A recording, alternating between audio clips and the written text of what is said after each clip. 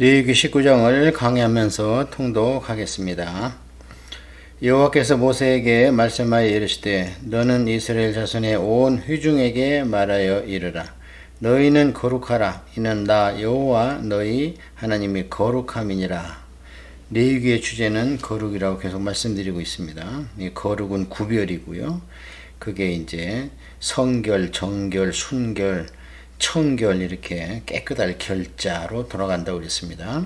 그래서 하나님은 계속 거룩하라는 거예요. 그리고 하나님 헌법을 키워드는 단 한마디는 거룩입니다.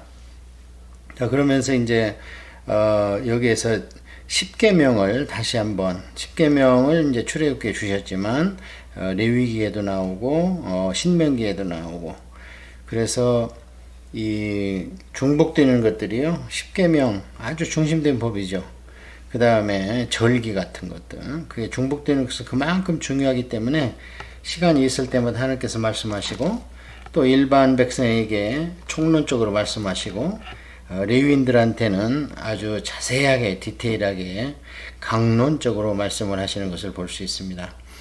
너희 각 사람은 부모를 경외하고 나의 안식일을 지키라. 나는 너희 하나님 여호와이니라. 그래서 육신의 부모를 경외할지 모르면요 사실 하나님을 경외할 수 없습니다. 육신의 부모님은 하나님이 계시다는 것의 표상이거든요. 그래서 제가 참 한 30-40년 전에 들은 얘기인데 저희 외할머니가 기도를 굉장히 깊이 하시고 기도를 개인 기도를 산기도를 많이 하시는 분인데 한 번 이제 기도원에서 기도를 하고 있는데 젊은 아가씨가 기도 소리를 듣고 굴까지 따라온 거예요. 기도 굴까지. 그러면서 할머니 기도하시는 게 상당히 깊은 것 같은데 자기가 지금 신학을 하려야 될지 말해야 될지 그것 때문에 기도원 와서 기도 중입니다. 이렇게 얘기하면서 저를 위해서 기도 좀 해주세요. 그러더랍니다. 그래서 할머니가 그러면 기도 한번 하자. 그러고 앉혀놓고 굴 속에서 단둘이 막 기도를 하는데 이제 성령님이 임하셔가지고 갑자기 너희 부모가 너 신학하는 걸 반대하지 않느냐. 그러니까 이제 깜짝 놀라는 거죠. 아무 얘기도 안 했는데 그런 걸 전후 상황을 얘기를 하니까 그렇다고. 그런데 이제 교회에서 하도 열심히 하고 이쁘니까 이제 목사님하고 중직자들이 욕심이 나니까 이런 사람이 신학을 해 하나님 진짜 종이 되겠다 해서 이제 양쪽에서 갈등하는 거죠. 가정에서는 부모님은 반대하고 또 교회에서는 추천하고 그러니까 그러면 어떻게 하면 좋겠습니까? 하니까 하나님께서 먼저 부모하고 화해하라. 부모하고 허락을 받고 신학을 하든지 뭘 하든지 하라. 그렇게 응답을 받고 내려갔다고 그래요. 그 뒤에는 모르죠. 그때 일회성으로 만나고 말았으니까요. 그래서 부모를 공경한다는 것이요.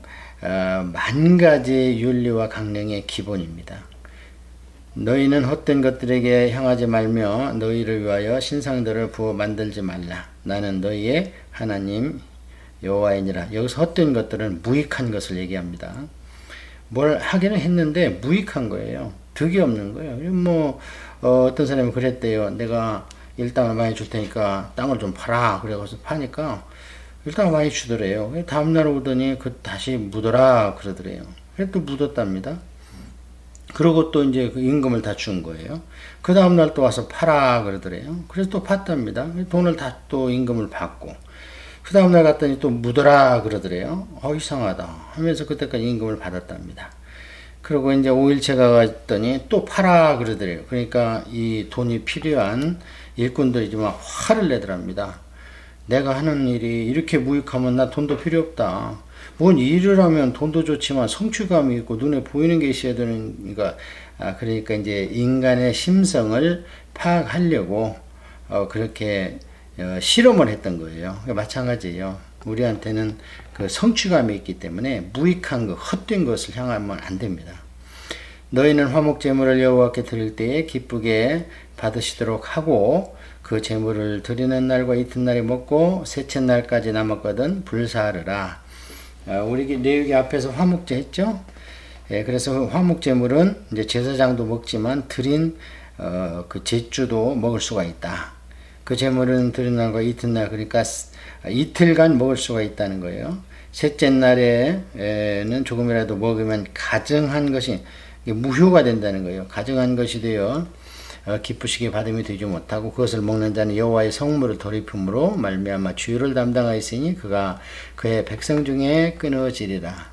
이런 얘기는 좀 이 백성 중에 끊어진다 이런 걸 우리가 유념해서 봐야 됩니다. 왜냐하면 백성에서 끊어진다고 그래서 너 지옥 간다 그런 얘기는 아닌 것 같거든요. 구약을 전체를 성경 전체를 한번 읽어보면 그런 얘기는 아닌 것 같고, 그리고 대전제는 이제 이들은 이집트에서 유월절 어린 양을 희생시키면서 나온 것을 구원으로 보기 때문에, 그러면 여기에서 레위기를 제대로 못 지킨 건 뭔가, 제 개인적인 생각으로는 레위는 평강과 평강의 법칙이고 생명의 법칙이기 때문에 아마 육신의 생명의 수완을 줄이는 거 아니겠는가. 이건 참 신학적으로 상당히 어려운 문제예요.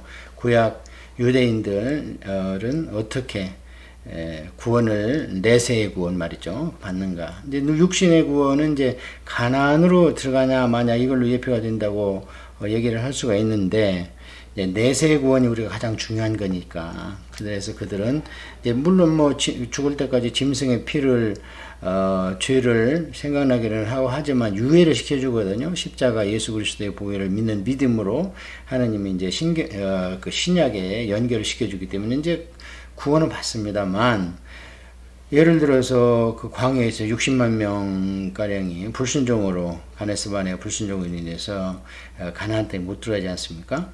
그러고 이제 2세대들은 물론 60만이 다 들어갔죠. 여호수아 갈렙은 1세대지만 들어갔고, 그렇다면 그들의 내세 구원 문제, 그렇게 우리가 쉽게 얘기할 문제는 아닌 것 같다. 그렇게 생각을 하고, 그들에 대해서는 하나님의 이제 또 다른 판단이 있으시지 않겠는가. 그게 뭐 꼭 천국 간다는 얘기는 아닙니다. 누구나 구약이든 신약이든 예수 그리스도의 피로 대속을 받아야 구원을 받습니다. 그러나 구약은 히브리서에 보면 제사와 짐승의 피는 죄를 정결케 하지 못하고 단지 죄를 생각나는 그런 죄의 심판에 유예 주는 성격인데, 이제 그것이 예수 그리스도로 왔기 때문에 그런 제사와 짐승의 피로 죄를 유예시켜 준다는 믿음이 있다면 당연히 예수 그리스도의 보혈로 이어지기 때문에 예수 그리스도 보혈을 믿지 않겠는가.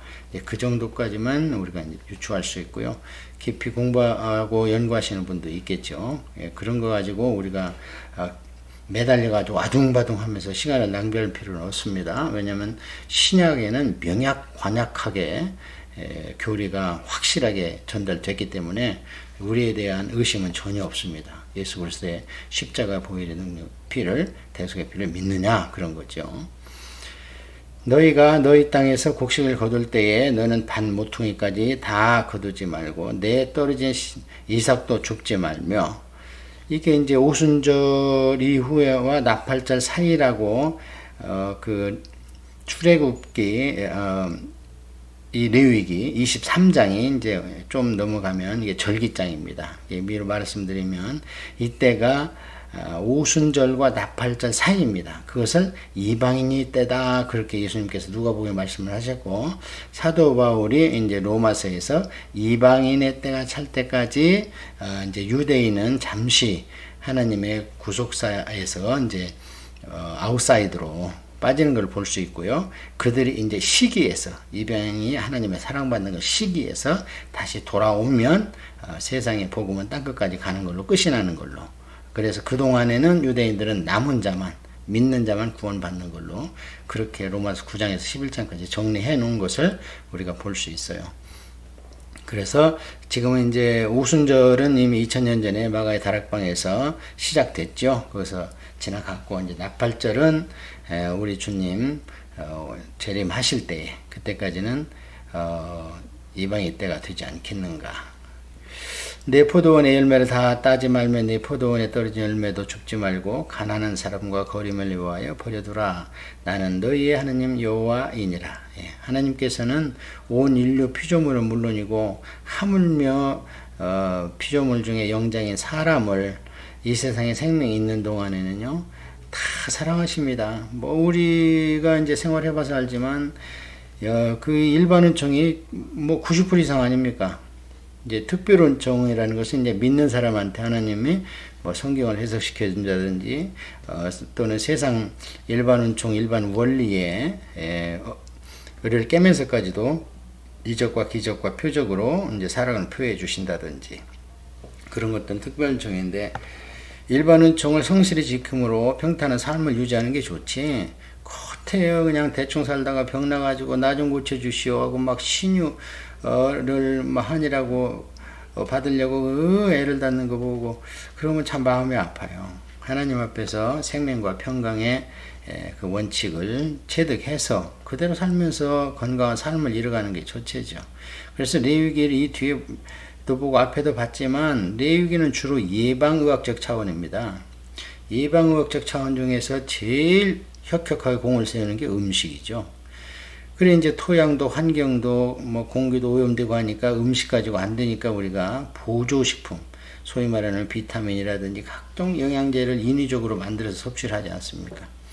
그래도 이제 안 되면은 그때는 의약품이 우리를 밸런스를 맞춰주는 거죠. 아픈 거, 쇠약한 거, 연약한 것을 올려준다든지, 너무 센 부분을 그걸로 깎아 내려준다든지 해서 이제 밸런스를 맞춰주는 게 최종 하는 게 의약품이고요.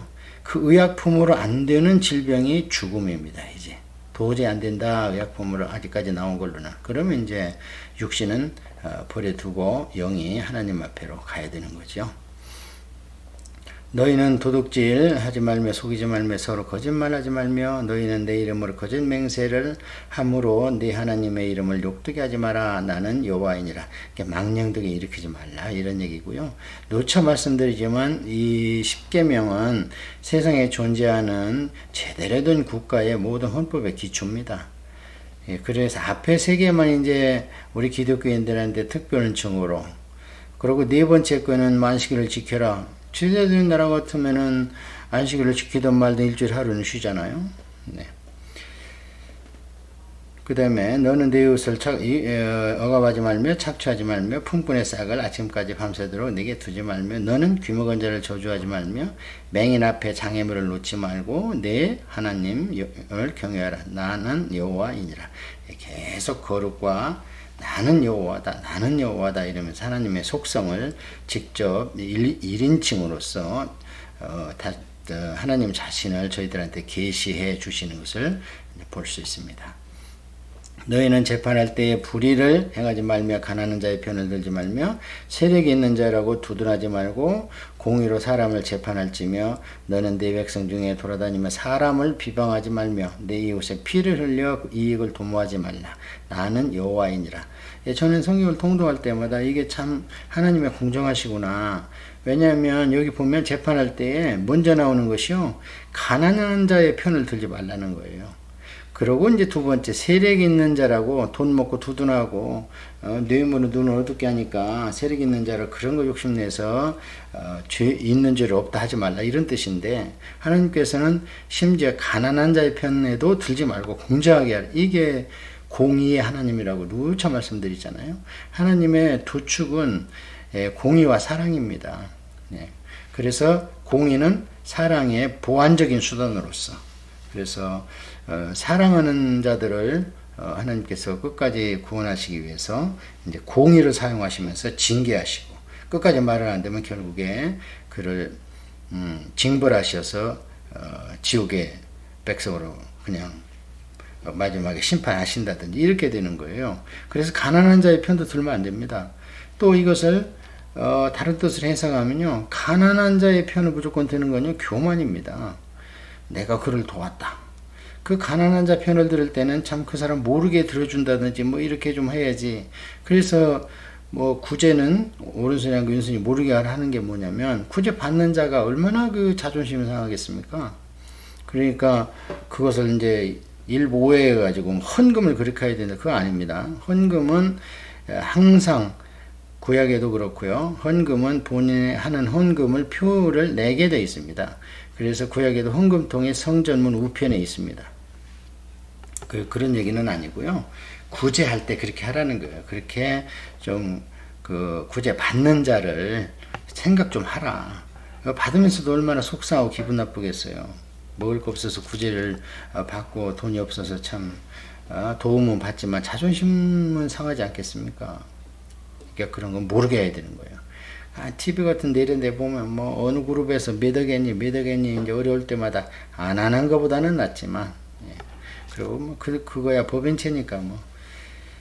자, 그 다음에요. 너는 내 형제를 마음으로 미워하지 말며 내 이웃을 반드시 견책하라. 그러면 내가 그에 대하여 죄를 담당하지 아니하리라.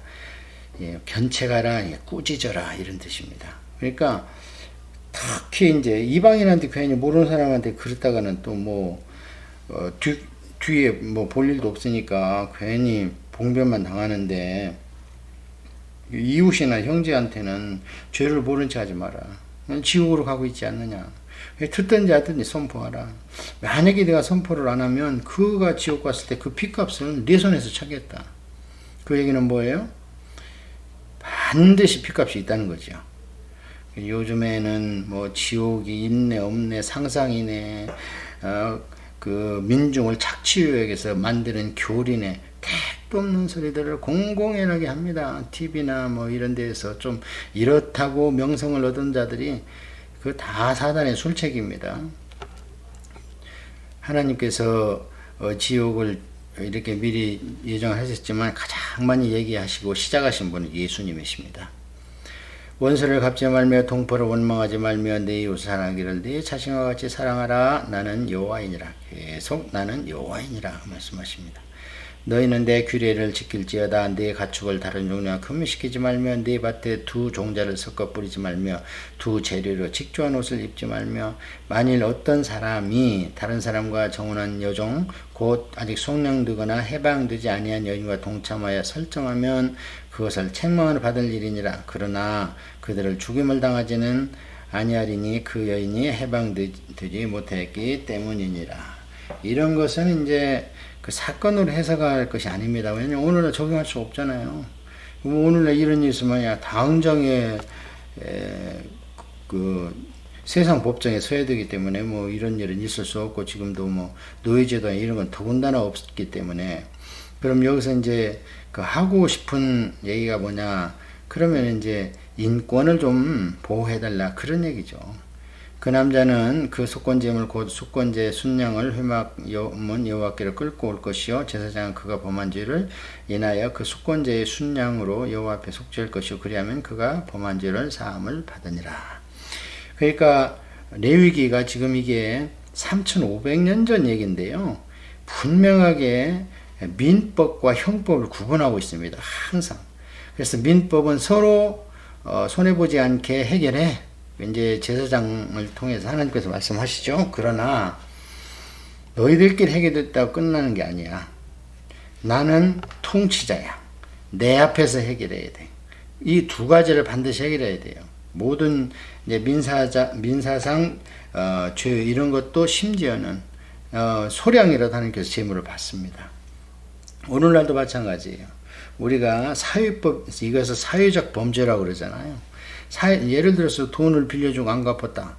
그 뭐 형편이 그래서 못 갚든지 늦춰지든지 할 수 있습니다. 거기까지는 민사상적이기 때문에 사회적인 범죄가 안 됩니다. 형법적인 안 돼요. 근데 고의를 가지고 처음부터 그런 마음을 먹었다 그럼 사기죄죠. 그러면 사기죄 같은 경우에는 나중에 돈을 다 갚는다 하더라도 정상 참작만 할 뿐이지, 이 나라를 대표한 재판정에서 그에게 다소 얼마간이라도 형벌을, 죄의 책임을 묻습니다.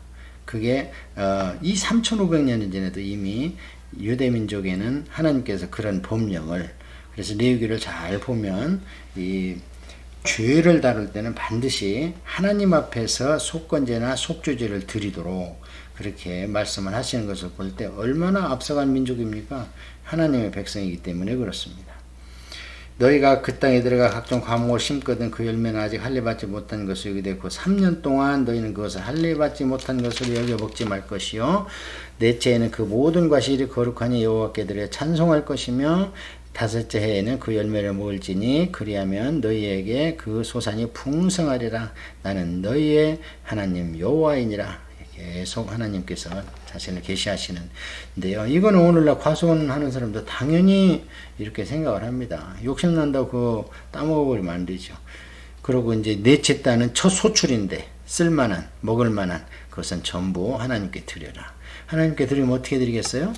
레위인들한테 갖다 주는 거예요. 그럼 레위인들이 이제 그 중에서 제사장 몫을 이제 나눠주는 거고요. 제사장 몫은 유대 민족 전체를 쳤을 때는 아주 작은 소수죠. 그 레위인들도 그 우리가 장정을 민수기에서 계산할 때 한 60만으로 볼 때 레위인들을 2만 명으로 봐요.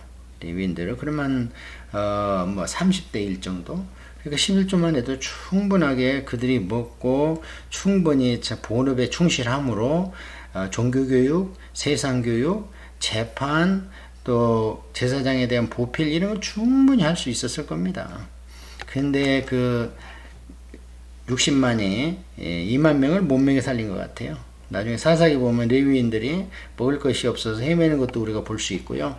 또 어떤 레위인들은 먹을 것이 너무 풍성해가지고 첩을 들여가지고 그걸로 인해서 베냐민 지파가 600명밖에 남지 않는 베냐민 지파에 거의 멸절하는 사태까지 가고요. 그런 것을 볼 수 있습니다. 오늘날도 마찬가지예요. 오늘날은 뭐 구약에 딱 맞출 것은 아니지만 그 흐름은 똑같거든요. 그러니까 원칙대로라면 전역 사역자들은 사실은 세상을 생업을 하면 안 됩니다. 그것은 누구한테 먹여줄 책임이 있느냐? 그에게 속한 성도들. 그래서 하나님께서 그런다잖아요. 나중에 그 속했던 성도들에 대한 그 카운트를 그 담임 목사한테 하겠다. 그런데 요즘에는 몇몇 큰 교회는 아까 예를 든 그런 부조리 불합리한 일들이 일어나는가 하면 대부분 뭐 80% 이상 교회는 목사님들이 정말 어렵지 않습니까? 그러니까 투잡스리 잡을 떼지 않을 수가 없어요. 왜냐면 거기도 아버지고 또 한 가정을 책임져야 되고 또 사회적인 비용도 나가고 이러기 때문에 그렇지 않습니까? 그런데 이제 한국에서 목사님이 너무 힘들어서 운전을 이제 사이드로 일을 하신 것 같은데 그 차를 성도가 타고는 돌아가서 참 회개하고 하나님 앞에 땅을 치며 우리 교회가 이렇게 할 짓을 못해서 목사님이 이렇게 하니 영성이 세상으로 빨리 나갑니다. 이렇게 회개하고 이래야 되는데 그나마 교회가 가지고 말이에요. 우리 목사님 말이에요. 세상 일을 한다고 그래 버리면 어떻게 되겠습니까? 머리가를 둥글게 각지 말며 수염꽃들 손상하지 말며 죽은 자 때문에 너희의 살에 문신하지 말며 문의를 놓지 말라. 나는 여호와이니라. 이게 이제 요즘에 타투 이런 거 문제고요. 그 다음에 머리 깎는 문제. 이거는 이제 그 당시에 그 점쟁이들 술법을 행하며 하면서 같이 나오잖아요.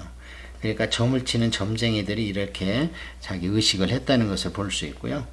그 문신에 대해서 요즘에 상당히 이제 이슈가 되고 있는데요. 하나님은 원칙적으로 원치 않으십니다. 성경 전체를 보면 하물며 잡종교배도 하지 말고 천연 그대로. 그래서 하나님께서는 자기 제단을 만들 때 돌도 있는 그대로 갖다 놔 그냥. 그거 뭐 정대고 깎고 그러면 나한테는 합당하지 않다. 그렇게 말씀을 하시거든요. 그러니까 진짜 믿음을 갖는다면 있는 처지에서 좀 뭐 외모가 됐든 재물이 됐든 뭐 직장이 됐든 없는 중에 기뻐하고 없는 중에 하나님 안에서 평강에 살면 그 자체가 사람들로 하여금 세상 법칙이 아닌 거죠. 그러면은 너는 어째 이래 사냐? 그럼 나는 하나님 때문이라. 하나님은 이런 말씀을 항상 들어 하신다는 것을 우리가 알 수 있어요. 내 안식일을 지키고 내 성소를 귀히 여기라. 나는 여호와이니라.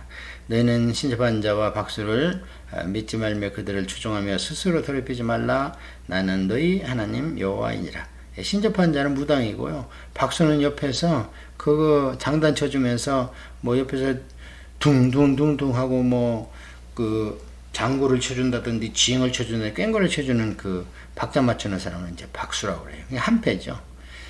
너는 셋머리 앞에서 일어서고 노인의 얼굴을 공개하며 네 하나님을 경외하라. 나는 여호와이니라. 이거 효사상이 왜 없습니까? 이거 다 있죠. 그러니까 이 장로라는 말이 원래 수염이 길다 그런 뜻입니다. 그러니까 노인이죠. 그래서 그런 사람 앞에서는 좀 공경하라. 거류민이 너희 땅에 거류하여 함께 있거든 너희는 그를 학대하지 말고. 나그네를 얘기합니다. 그래서 하나님께서 챙기는 사람들이 나그네, 고아, 과부 이런 사람은 하나님께서 챙기십니다. 고아의 아버지고 과부의 재판장이다. 거류민에게 공급자다. 이렇게 하나님은 계속 말씀을 하시잖아요. 너희와 함께 있는 거류민들을 너희 중에서 나은 자 같이 여기며 자기같이 사랑하라. 너희도 애굽 땅에서 거류민이 되었었느니라. 나는 너희의 하나님 여호와이니라. 너희는 재판할 때나 길이나 무게나 양을 잴 때 불의를 행하지 말고 공평한 저울과 공평한 추와 공평한 에바와 공평한 흰을 사용하라. 흰은 이제 그 되는 되 이런 것이 이제 그 측량하는 도구입니다. 나는 너희를 인도하여 애굽 땅에서 나오게 한 너희의 하나님 여호와이니라. 너희는 내 모든 규례와 내 모든 법도를 지켜 행하라. 나는 여호와이니라. 아멘. 다 지키면 얼마나 좋겠어요. 그러니까 자고 일어나서 잘 때까지 주님의 십자가가 필요해요. 그래서 광야에서 그 놋뱀을 다 보이는 곳에 달아놓으셨던 것 같아요. 하나 뭐 하나 우리가 정말 저녁에 보면 아버지 앞에 내놓을 만한 게 뭐 있습니까? 만약에 있다면 그것도 은혜죠. 그래서 그 놋뱀이 광야 중앙에 걸렸던 것처럼 십자가가 우리 광야 생활하는 우리 가운데 마음에 높이 걸려서 아무 때나 쳐다보고 은혜를 고백하며 살아야 될 줄로 믿습니다.